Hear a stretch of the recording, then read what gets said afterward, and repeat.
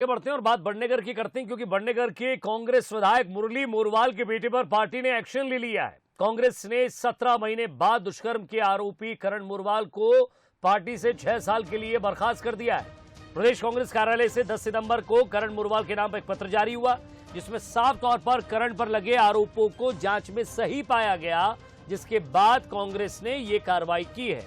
दरअसल 2 अप्रैल 2021 को इंदौर में करण मोरवाल के खिलाफ महिला कांग्रेस नेता ने दुष्कर्म की शिकायत दर्ज कराई थी, जिसमें पीड़िता ने बताया कि 14 फरवरी 2021 को करण ने एक होटल में उसके साथ दुष्कर्म किया था।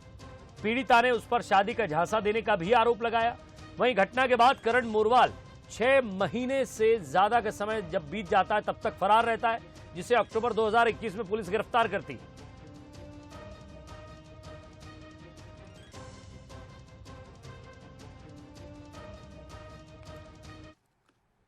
और आज से मध्य प्रदेश विधानसभा का सत्र शुरू हो रहा है। सुबह 11 बजे से सदन की कार्रवाई शुरू हो जाएगी। 13 से 17 तक ये मानसून सत्र चलेगा।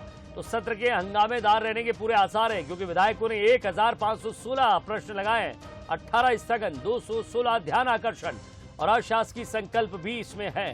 सत्र से पहले कार्यमंत्रणा समिति की बैठक होगी और सरकार अनुपूरक बजट लेकर आएगी। वित्त मंत्री 15 सितंबर को यह बजट पेश करेंगे, अनुपूरक बजट। तो 13 सितंबर यहां जिन भी सदस्य, भूतपूर्व सदस्य और जो लोग जिनका निधन हुआ है, जो जवान हैं, उनको भी श्रद्धांजलि दी जाएगी। प्रश्नोत्तर काल में 4 अध्यादेश से ज्यादा अध्यादेश बताए जा रहे हैं पटल पर रखे जाएंगे।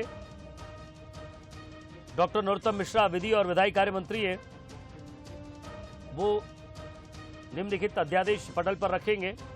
और ज्यादा बातचीत के लिए एग्जीक्यूटिव एडिटर मनोज सैनी सीधे हमारे साथ जुड़ रहे हैं। मनोज, लंबे समय के बाद एक बार फिर से मानसून सत्र शुरू होता है और दिन कम है और साथ ही साथ प्रश्न कई हैं और विपक्ष भी कोशिश यही करेगा कि वो शुरू दिन से ही घेरने की कोशिश करे, लेकिन क्या कमलनाथ की उपस्थिति आज रह पाएगी, इस पर भी संशय है।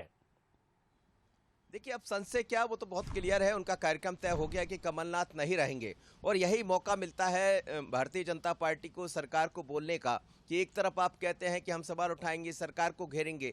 हालांकि विपक्ष के नेता मौजूद रहेंगे। गोविंद सिंह, ये पहला उनका सत्र होगा जिसमें बतौर विपक्ष के नेता डॉक्टर गोविंद सिंह वहां दिखाई देंगे। जहां तक बात करें विधानसभा के सत्र की, जैसा विजय आपने भी बताया, 5 दिन का ये सत्र है, लेकिन 5 दिन चलेगा जैसा शंका जाहिर की है सज्जन वर्मा ने, लगता नहीं है। आज पहला दिन रहेगा।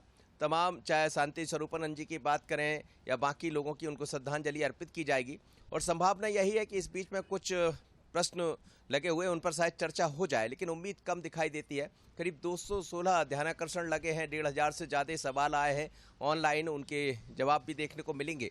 लेकिन बड़ी बात यह है कि ये जो सत्र है, इसमें अनुपूरक बजट आना है। 17 तारीख को ये अनुपूरक बजट आएगा, 2 दिन बाद अनुपूरक बजट आएगा। उसमें बात हो जाएगी, क्योंकि विकास के कामों को आगे बढ़ाना सरकार की मंशा यही रहती। और विधानसभा सत्र के दौरान यदि अनुपूरक बजट पास हो जाता है तो आगे के काम बड़े क्लियर हो जाते हैं। तो ये तमाम तरह के मुद्दों पर रहेगा, लेकिन ये ज़रूर है कि विपक्ष की जो तैयारियां हैं, चाहे बात पोषणाहार की करें या फिर बात हम करें कारम डैम की, ऐसे कई मसले हैं जिनके तहत घेरने की तैयारी करेगी भारतीय जनता पार्टी को। विपक्ष के नेता, विपक्ष के जो गोविंद सिंह है, डॉक्टर गोविंद सिंह ने कहा भी है कि हम चैन से नहीं बैठने देंगे, जनता के सवालों के जवाब सरकार को देना होगा। दूसरी तरफ विधि विधायी मंत्री डॉक्टर नरोत्तम मिश्रा ने भी कहा है कि हम चर्चा के लिए तैयार है, आप आइए, जहां भी चर्चा आप चाहते हैं हम चर्चा करने को तैयार है। लेकिन सवाल यही है क्या विपक्ष ये कर पाएगा, क्योंकि कमलनाथ ने तो आज दौरा तय कर दिया है, पूरे दिन का उनका प्रवास है, आगरमालवा जाना है, इंदौर जाना है। तो उस कार्यक्रम के जरिए तो यही कहा जा सकता है कमलनाथ वहां मौजूद नहीं रहेंगे। और फिर एक बार यही सवाल जवाब थोड़ी देर बाद जब तमाम सारे लीडर्स विधानसभा में पहुंच रहे होंगे, चाहे बीजेपी या कांग्रेस पक्ष विपक्ष के, तो एक दूसरे पर आरोप प्रत्यारोप लगाते दिखाई देंगे। जी चलिए, लेकिन बड़ा सवाल यही मनोज की आज सत्र का पहला दिन है और साथ ही साथ जो पीसीसी चीफ है, या ये कहें कि जिनके कमान जिनके हाथ में है कांग्रेस की, वो नहीं उपस्थित रहेंगे, तो स्वाभाविक सी बात है एक बड़ा सवाल जो प्रश्न पूछेंगे उन पर भी खड़ा हो जाएगा। बहुत बहुत शुक्रिया, नजर बनाए रखिएगा, आगे भी आपसे अपडेट लेते रहेंगे। तो थोड़ी देर बाद सदन की कार्रवाई शुरू होगी 11 बजे। कई महत्वपूर्ण अध्यादेश जो पटल पर रखे जाएंगे।